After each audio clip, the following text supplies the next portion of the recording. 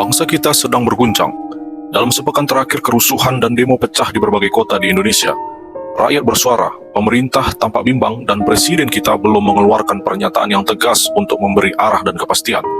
Kata-kata normatif yang diucapkan tidak cukup mengobati luka rakyat yang sedang terbakar oleh rasa ketidakadilan. Lalu berkembang kabar bahwa ada oligarki pengusaha minyak dan kelompok yang dinamakan geng Solo yang menunggangi gejolak ini.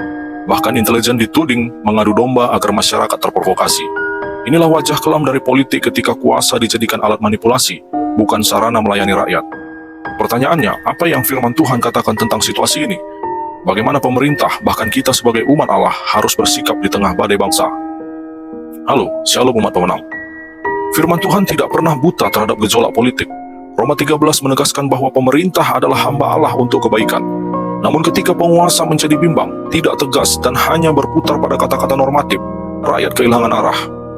Amsal 29 ayat 18 dengan tegas berkata, "Bila tidak ada wahyu, menjadi liarlah rakyat.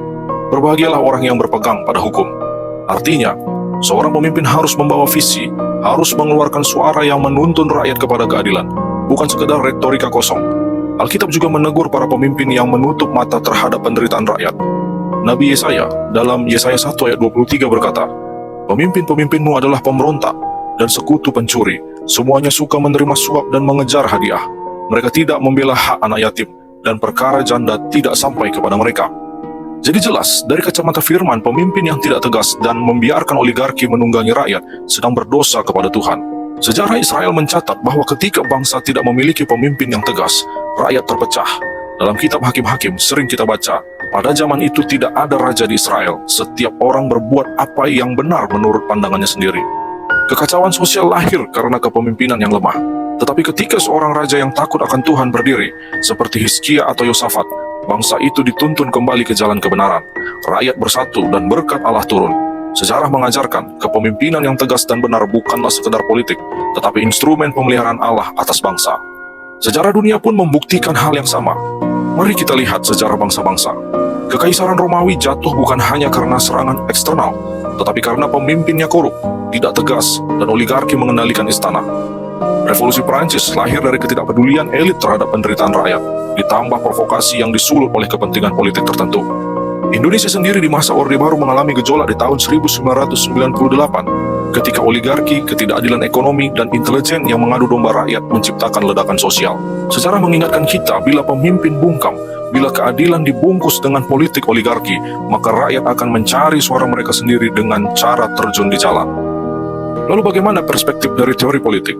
Teori politik modern berbicara tentang sosial kontrak sosial antara rakyat dan penguasa. Ketika penguasa gagal menjalankan kontrak itu, rakyat berhak menyuarakan protes. Thomas Hobbes berkata, tanpa ketegasan, masyarakat jatuh ke dalam keadaan chaos. Namun teori politik yang sejati hanya benar bila sejalan dengan firman Allah. Kekuasaan hanyalah titipan. Yesus berkata dalam Yohanes 19 ayat 11 kepada Pilatus, "Engkau tidak mempunyai kuasa apapun terhadap aku, jikalau kuasa itu tidak diberikan kepadamu dari atas." Kuasa berasal dari Allah dan harus dijalankan dalam takut akan Tuhan. Lalu dengan demikian, apa langkah penyelesaian yang dapat diambil? Langkah penyelesaian yang dapat diambil oleh bangsa ini, oleh pemimpin bangsa ini dari perspektif Alkitabiah. Yang pertama, pemimpin harus tegas dan jujur kepada rakyat.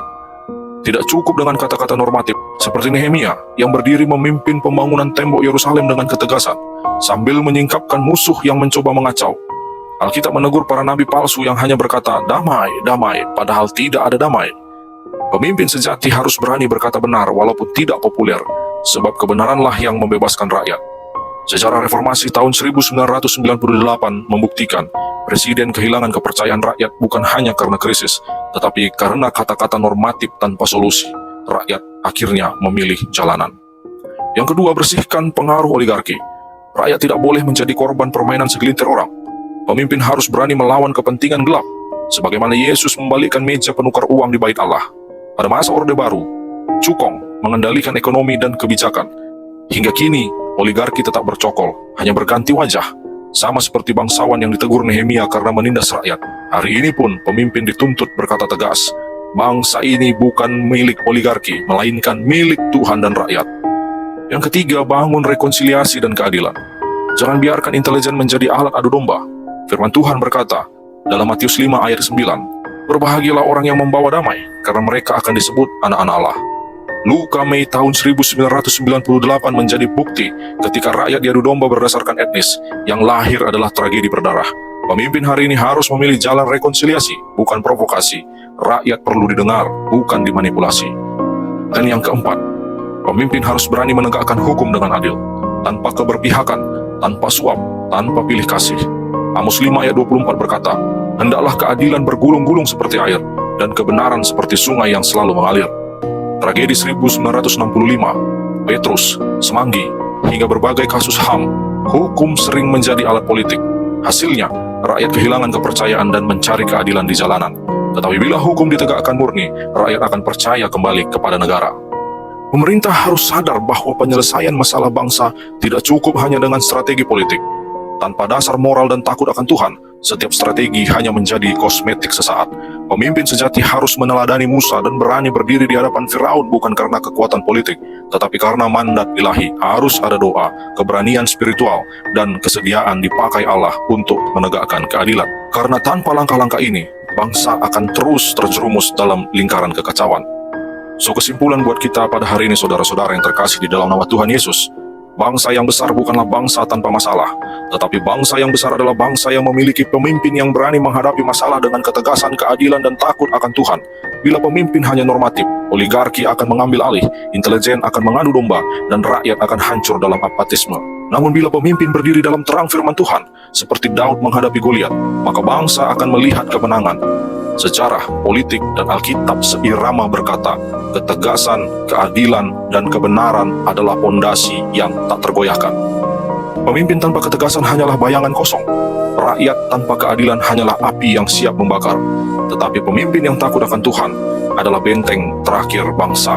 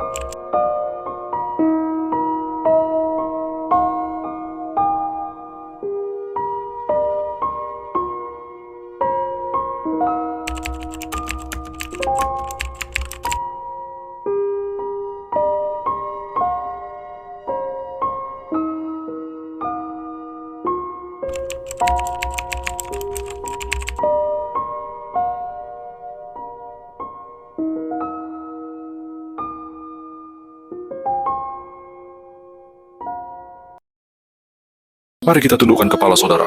Mari kita bersatu di dalam doa. Tuhan, kami datang di hadapan-Mu membawa bangsa kami, Indonesia. Engkau melihat kerusuhan. Engkau tahu gejolak hati rakyat. Engkau tahu kelemahan para pemimpin kami. Kami berdoa, berikanlah keberanian bagi presiden dan para pemimpin bangsa untuk berkata benar, bertindak adil, dan memimpin dengan ketegasan yang berasal dari-Mu. Hancurkanlah kuasa oligarki yang menunggangi rakyat. Singkapkan tipu daya intelijen yang mengadu domba, dan pulihkan bangsa ini di bawah terang kasih-Mu. Dalam nama Yesus Kristus, Sang Raja segala Raja, kami berdoa. Amin. Tuhan Yesus mengasihi saudara dimanapun saudara berada.